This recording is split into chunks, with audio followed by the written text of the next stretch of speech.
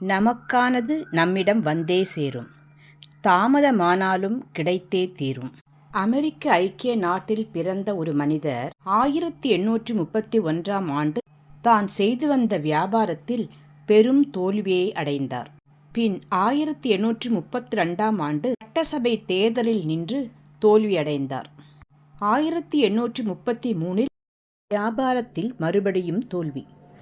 1834இல் சட்டசபையில் தோல்வி. 1836இல் சட்டசபை தலைவர் தேர்தலில் தோல்வி. 1840இல் எலக்டர் தேர்தலில் தோல்வி.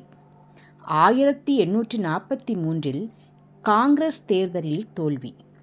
1848இல் காங்கிரஸ் தேர்தலில் மறுபடியும் தோல்வி. 1855இல் செனட் தேர்தலில் தோல்வி. 1856இல் உதவி ஜனாதிபதி தேர்தலில் தோல்வி. 1858இல் மறுபடியும் செனட் தேர்தலில் தோல்வி. இவ்வளவு தோல்விகளையும் சந்தித்தவர் யார் தெரியுமா? ஆப்ரஹாம் லிங்கன் தான். இறுதியில் 1860இல் அமெரிக்க ஜனாதிபதி தேர்தலில் வெற்றி பெற்றார்.